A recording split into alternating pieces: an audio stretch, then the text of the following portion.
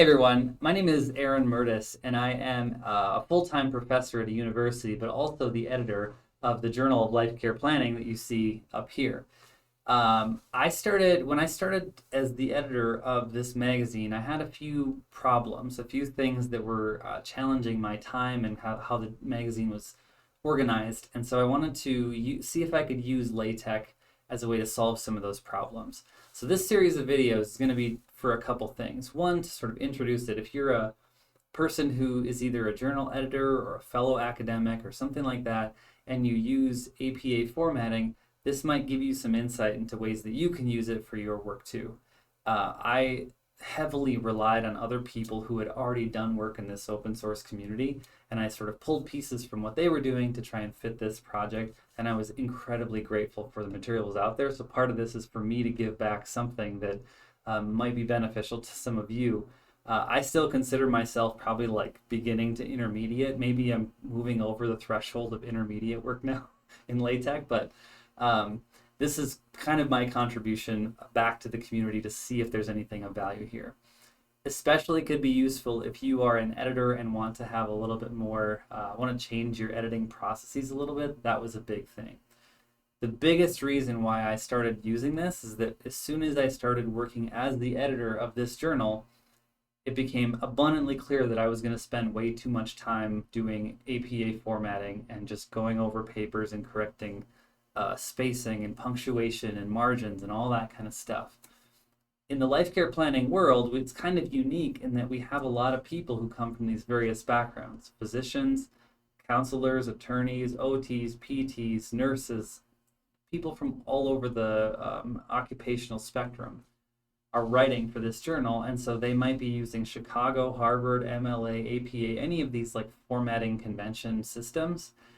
And I was spending way too much time, and people who are just not professional writers too, people who are clinicians, just sort of wanting to contribute their knowledge in some sort of formalized way. So I was spending way too much time changing formatting and adjusting, spellings and margins and all that stuff.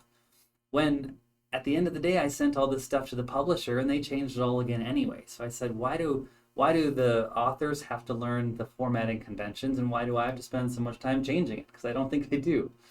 What LaTeX does is it allows me to just tell the authors, just do your paragraphs, don't care about the spacing, don't care if you have the right margins. As long as I know what headings you're trying to use, what level of headings, and you have your references robust enough that there's enough information in there and the citations are clear and all that stuff is in there, then I can translate that using LaTeX into something that'll automatically do all the APA formatting for me. So there's less error on my part, less review on my part, less requirement for authors to learn APA formatting, especially if they're not familiar with it.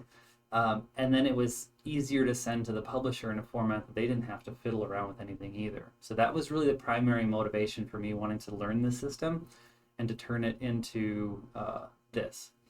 It also, and I think we haven't quite figured this out yet, but I suspected that if the publishers were spending less time on translating things from Word documents into the format that then sort of turns into this stuff, which is PDF format, then there's probably less billable hours there. It would save them some time. They might not make as much money, but it would save them some time and save the organization that I work for and more money, so they wouldn't have to spend so much. So my hope is that it's going to be more efficient once we sort of work out the kinks, but I haven't been at it long enough to really figure out if that's true or not.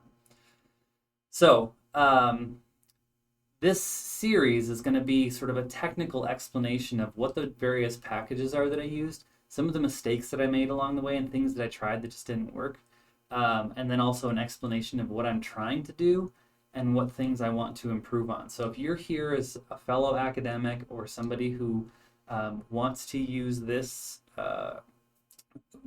any of these packages or document classes for your work, writing a thesis, or to try and translate some of your journal work or make your process more efficient, hopefully this will explain a little bit of how to do that.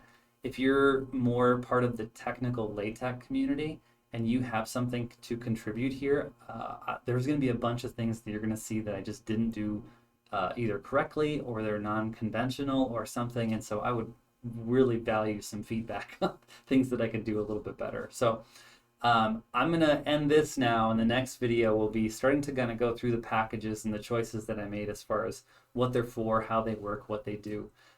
This is not going to be an entry-level LaTeX description. However, I'll try to provide as much insight into what some of these things do so that if you're coming at this for the first time, it's not going to be completely overwhelming for you. So I'll leave it here, and I will be back shortly. See you in the next one.